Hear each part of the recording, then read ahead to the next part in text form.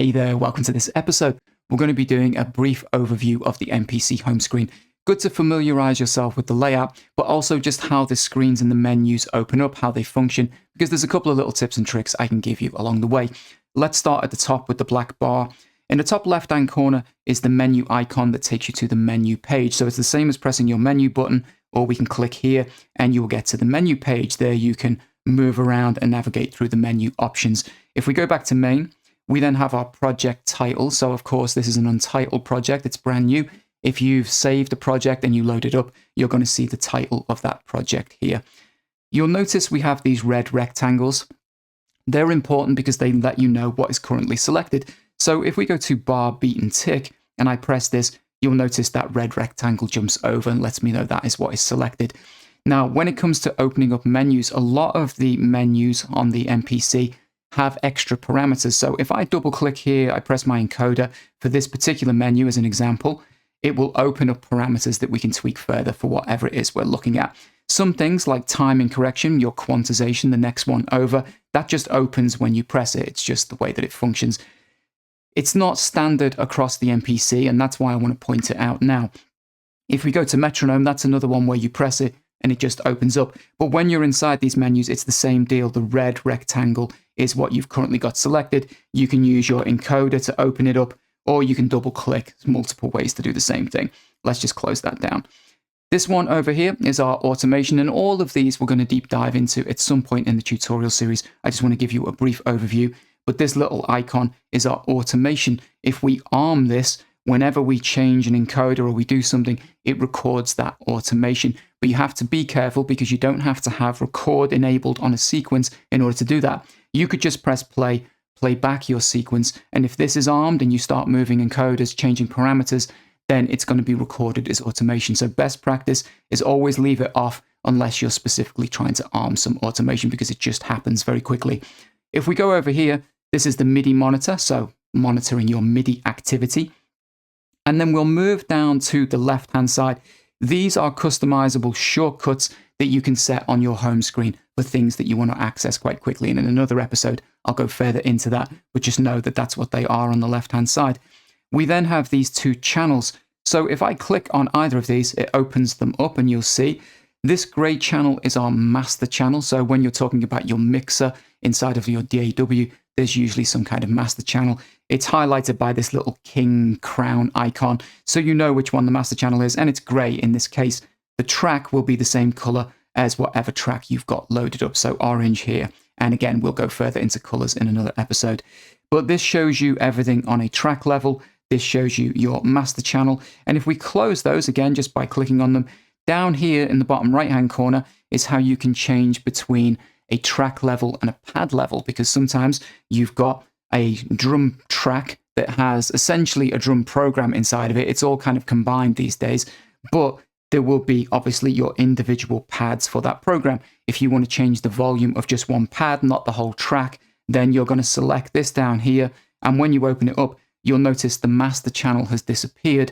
And now we can change whatever pad is selected. You'll see the title of that pad changing. Of course, if you want to put it back, you can close these up and just put it back into master channel and track mode. Next, we have the sequence. So we've already spoken about what a sequence is. It can be your entire track or building blocks for the track. And this is the information per sequence. So a sequence here, we can have the title. This is where the menu options for opening become slightly different. If you want to name your sequence, it's a long press rather than a double click. You just long press on sequence. It opens up and then you can set the name and do whatever you like with it. Next to that, we have our BPM. BPM is interesting because it can be per sequence or it can be global, and that's what the little sequence or global switch is for. But again, we'll come back and cover that in another episode in greater detail. The pencil icon is for editing the sequence, so you press that and it will give you a bunch of options, typical things, doubling the length of the sequence, so on and so forth, and you can close it down. Underneath tells you how long the sequence currently is, so this one is set to 2 bars. That's part of my basic template. And this is the start and end position. So if you've got much longer sequences, you'll be able to navigate between the positions. And it's the same when you're talking about your bars, beats, and ticks. What that relates to is the position inside of that sequence. Next, we have transpose. So that's for transposing MIDI information up and down per sequence. Again, we'll cover that in greater detail at some other point. While we're still up here, we do need to take a look at the playhead. The playhead is important because when you're recording your sequence for 2 bars, 1 bar, whatever it is, you need to know where you're at with that. Now, if I press play, we won't have any sound because we haven't recorded anything, but you'll notice that playhead start to move. That is playing at 80 BPM for the 2 bars, and it's just going to keep looping around to let us know where we're at. If I press stop, you will notice it stops wherever I press stop, which is what you expect. If I press play, it picks up from that point. But one of the important transport controls I'll show you early on is that if you press play start, it's going to jump back to the beginning. So when you're recording, if you want to record midway through a sequence, you can do that. Or you can record from play start by hitting play start and it will jump back to the beginning.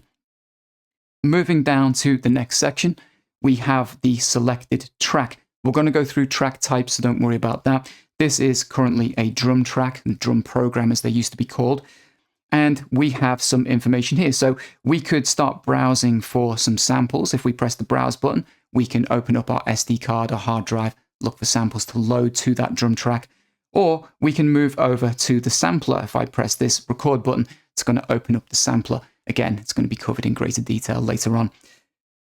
If we take a look underneath, we've got monitoring for that particular track. So when you're using something like an audio track, if you want to have monitoring turned on so you can hear your input source, that kind of thing, you'll be able to do it. And then we've got our length there for the sequence. We've got velocity that you can set for that particular track. If you're doing something fixed velocity, you want to set it to a particular percentage, whatever it is, you can change that. And then you have layer, which is for selecting layered samples. And again, that's going to be covered later on.